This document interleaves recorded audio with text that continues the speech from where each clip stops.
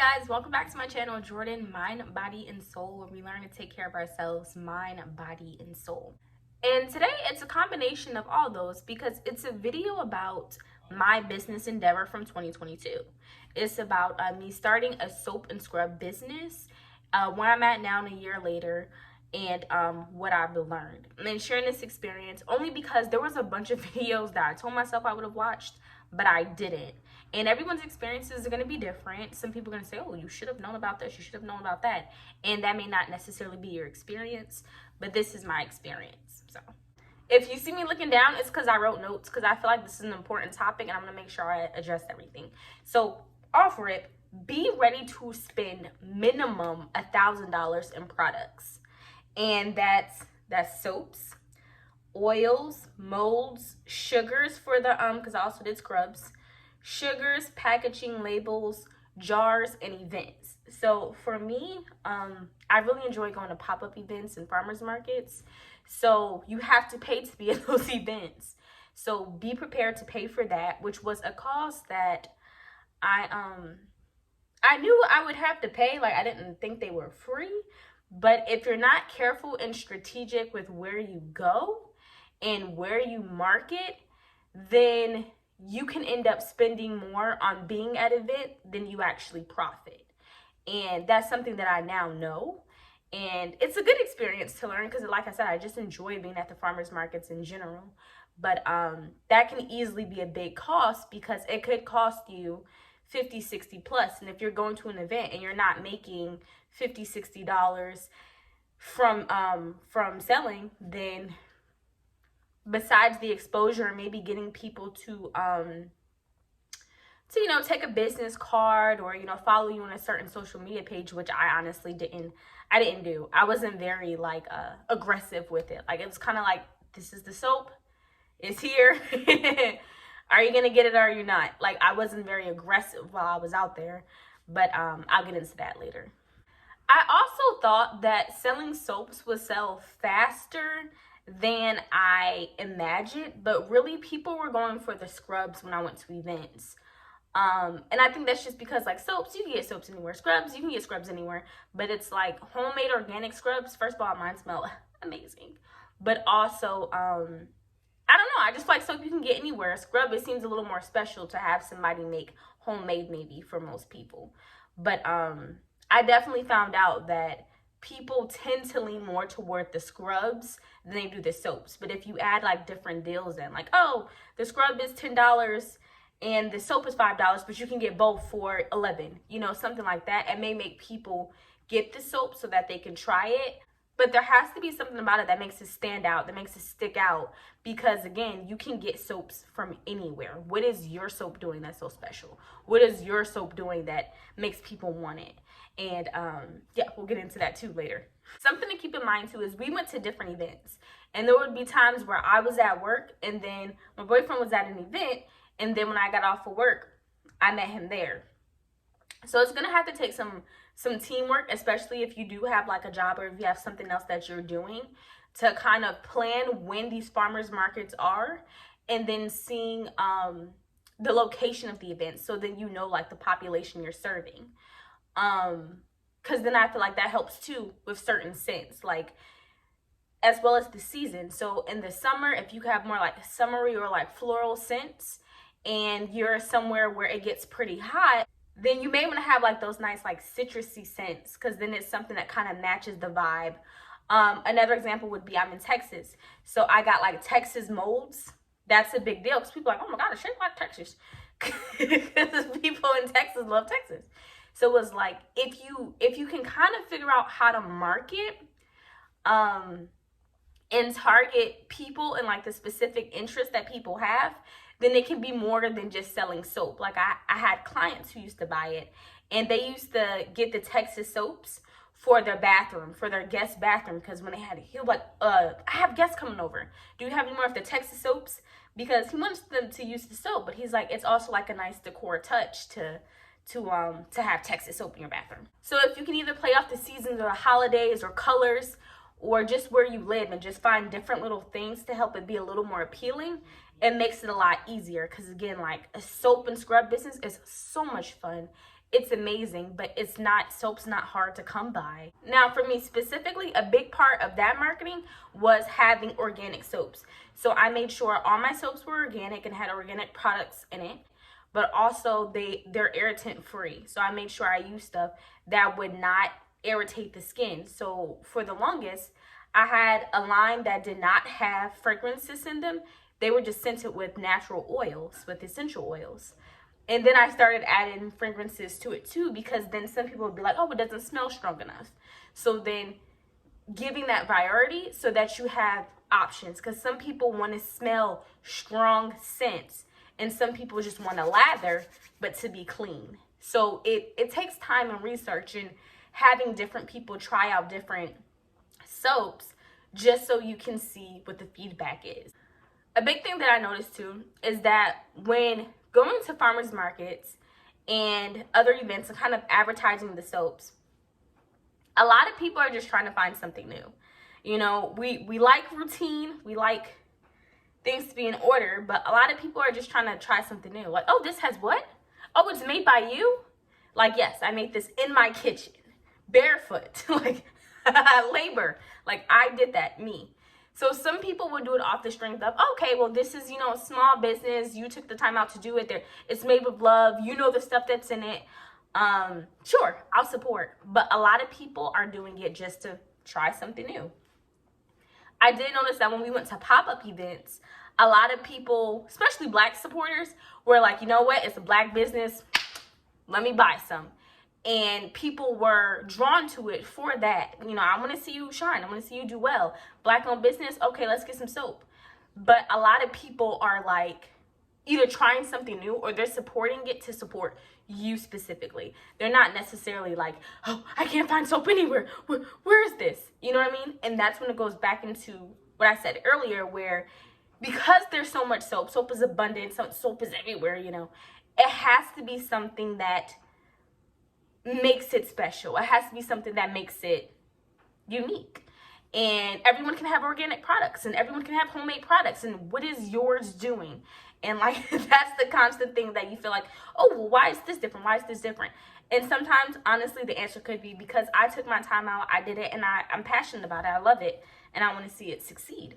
And that's okay. That's an okay answer. But I guess what I'm trying to say is don't get frustrated or get upset because you took the time out, because once you start making your soaps and scrubs, it is fun. You're going to love it. You're going to enjoy it. You're going to start making so much. You're going to make soaps with different molds. You're going to have like, oh, this is baby butter. This is goat milk. You're going to have so many different types. And then when it's time to sell, people are just going to be like, oh, this is so cute. This is so nice and crafty. Okay, cool. Yeah, I just wanted to see what it was. Don't get discouraged. And that's me speaking to myself too, because I feel like I got discouraged because I made so much and I had different scents and different soap bases, and I had different oils, and I had all these ideas, and I wanted to dedicate everything to everyone, that when it's time to start off with small business, you're just going to these farmers markets, they just see what they want. They don't know the hard work, they don't know the dedication, they don't know the time, they don't know the money, effort, whatever it is that you put into it. They just see product, do I want this or not? So I think what will help me going forward, and good advice for other people too, is start smaller, start basic, start with, similar scents, maybe change up some molds so that they're different sizes, but to have that be what you have. And then if people want to place special orders, oh, you said you need lavender. Okay, I don't have lavender right now, but yeah, let me place a special order for you. Why don't I do, 6 lavender bars shaped like, hearts or whatever it is for the season or whatever it is that they want. And then I'll also throw in, a couple of, orange scented ones or whatever the case may be. Like, just working it out so that your supply doesn't sit, because that's what ended up happening with me. I stopped going to farmers markets and I started being intimidated by the fact that I had more supply than I had customers. And like, the people who I did have were clients that were consistent on buying it. Y'all buy some more, y'all buy some more, buy some more. But again, like I said, to me, it's a beautiful thing. It's support. I love it. I take my time. I'm dedicated to it. But it's soap. They feel like they can get soap anywhere. Why do I want your soap? And so working with that and working through that.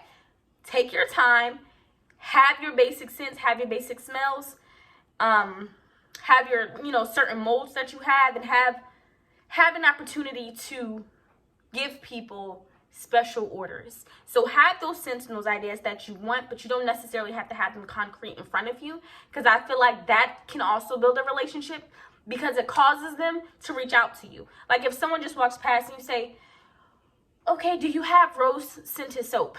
And you're like, no, I don't have rose scented soap. Okay, conversation's over, that's done. But if you say, do you have rose scented soap? No, I don't have rose scented soap, but I can make some for you. It's a special order. What would you like? And then that carries on that conversation. And then from there, it builds a rapport for your business. And then that can be a potential client. That could be a potential person that continuously comes back to get soap, to place orders. And then also you can network a little bit too through that, because you can say, okay, yeah, sure, what do you need it for? Oh, just for personal use? Okay, cool. Or they're like, I might need it for a party favors, or I might need it for wedding decor, whatever the case may be. It's going to be easier to find that. In that, a big thing that I didn't do, that I still have yet to do, and I'm working on, because I'm going to be transparent about this whole experience, a website. Give yourself a website, because then this helps with, and this is me just like learning everything in hindsight. Again, I've learned from my experiences and also from seeing other videos. It gives the experience of people being able to select exactly what they want, but you don't necessarily have to have the supplies right in front of you. So you can come up with all these different like scent names and stuff like that. Like for an example, Almond Love. So it makes it custom to where they can go on the website and they can say, okay, I want one Almond Love, I want one orange, I want one lavender, and they can pick and choose what they want. And you can take the selections that they want and say, okay, let me make this. Because in reality, I don't think, I make, right now I make my soap in batches. But if I were to take orders as such, then I would need to make it in batches. I would make it in, based off of whatever the need is. And that's the way I don't have products sitting. The biggest thing that I want to get away from this year and going forward is just having products sit. And it's a whole different story. I can talk about another thing of how you can do it for your taxes, how you can write it off, because you can write it off as a loss for your business. But I don't want products sitting. The profit would come from them being able to select what they want, you getting it for them on a needs basis, and you not having to worry about, I have all this Almond Love, I have all this lavender, no one's buying the rose. You know what I'm saying? So it's like, instead of having it like that, it gives you an opportunity to kind of see what people want. So create that website. Create that website. That is coming from someone who did not create their website. So this is a lesson that is learned. Again, I'm speaking to myself. Create that website. Promote that website and the options that people can have, and then go from there. It's definitely going to help you, because in hindsight, I feel like if I would have done it that way, then I could have ordered exactly what people wanted for them, given it to them. Now, again, when these people are placing their orders, these were people that I saw in person. They were my clients. They were customers. So a lot of those times, I could have just brought it to them to work the next day, just have them place an order and then bring it, instead of being like, well, this is what I have, here we go.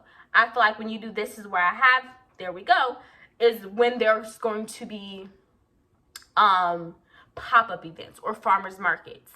And then if you're there, this is what I have, and let them know, hey, check out our website, have a business card, have a QRL code, whatever it is. Check out our website where you can make custom orders too, for our different soaps and scrubs. So that was kind of a lot, and I didn't necessarily go into the details of like how you budget or how you document your inventory, but that was something that Terry was very, very big on, like document inventory. I was the one who was kind of laxed about it at first, until I had clients that would drop $50 on an order. Then I was like, okay, I need to start getting this a little more organized, because there's more coming in than I originally expected. So, but I say that all to say, You can watch a bunch of videos on this is what you should know, or, you know, this is what to expect. But to be honest, I feel like everyone can have similar experiences, but you're gonna kind of experience whatever you experience. And it's important to go with what you feel is right. Go with what you feel like you know. Document so you have your inventory, you know, always in mind. Make that website so you can give people the options to custom their order. And keep your receipts. That's something that is that's part of the inventory, but keep your receipts so that when you're doing your taxes later, you know exactly what you spent and you know what you've made.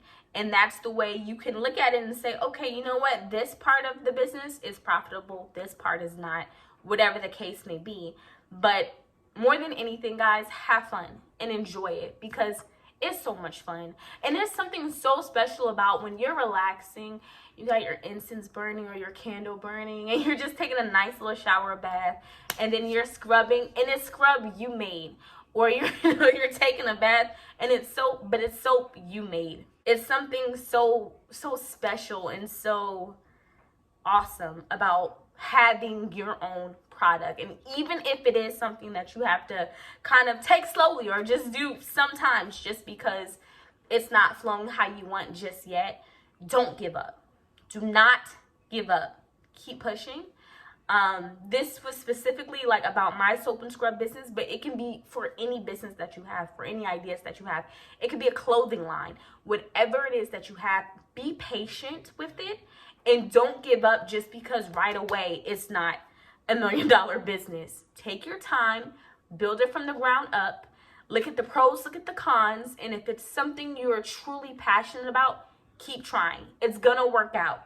Go to different events, network with different people, make that website, and it's all going to work out. I promise, okay? So as we take care of ourselves, mind, body, and soul, finances, of course, is going to be a part of it, because that helps us live the life we either want to live, or that helps us take care of the things we want to take care of. So it is an aspect of it, guys.